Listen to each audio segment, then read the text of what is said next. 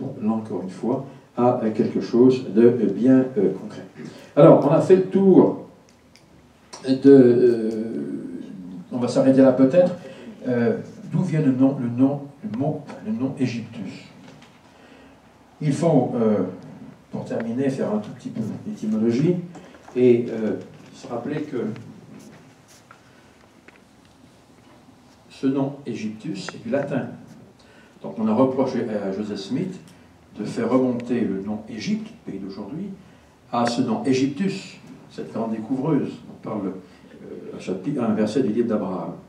Et on dit, mais c'est pas possible que Égyptus, du latin, c'est pas le latin, 30 siècles avant Jésus-Christ.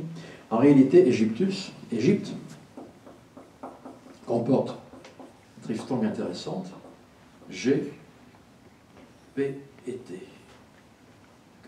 Qu'on retrouve dans des mots comme A, K, Ta, qui veut dire le palais ou la maison du dieu Ptah.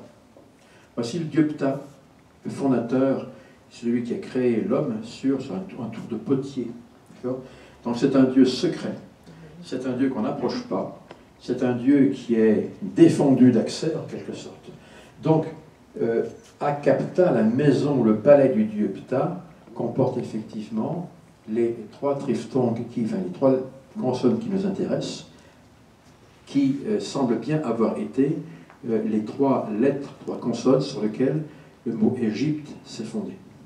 Alors on pourrait dire beaucoup de choses à ce propos, mais retenez que le nom Égypte ou Égyptus, Égyptus est très sûrement un nom un petit peu européanisé, mais le nom de cette grande découvreuse, cette première reine, comportait très certainement les consonnes H, disons K, P et T qu'on retrouve dans l'Égypte.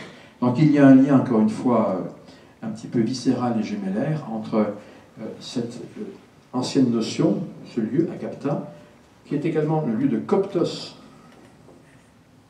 d'accord, et qui correspond à une ville, à un site plus exactement, qui était situé au niveau du Wadi Hammamat, là où la sœur arrive, là où arrive la grande découvreuse. Encore une fois, c'est bizarre parce que le hasard n'explique pas tout, certes, mais il induit des raisonnements. On a, encore une fois, sur ce site très très ancien, site du commencement, les triphtongues KPT qui se retrouvent ici et qui se retrouvent ici. Donc on peut dire que Égyptus est certes un nom qui a été européanisé, modernisé, pourquoi pas, mais en tout cas qui a des racines dans l'Antiquité, et notamment dans la sémantique égyptienne. Alors, je vois que le temps est largement expiré, pardon. On aurait pu dire beaucoup de choses sur l'Égypte.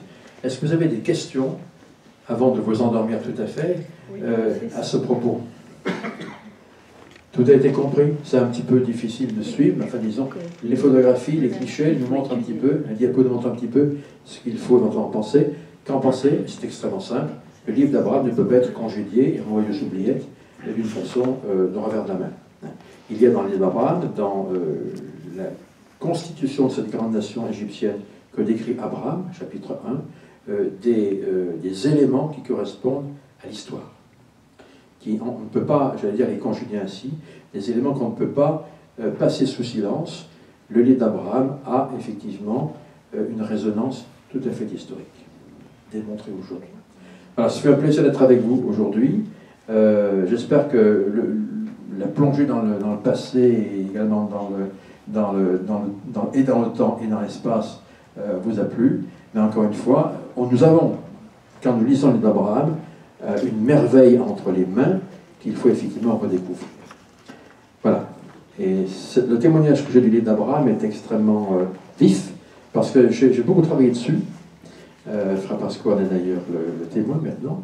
J'ai beaucoup travaillé là-dessus, et je peux vous dire que nous avons affaire à une œuvre véritablement plongeant ses racines dans l'histoire et les traditions égyptiennes. C'est mon témoignage, au nom de Jésus-Christ. Amen. Amen.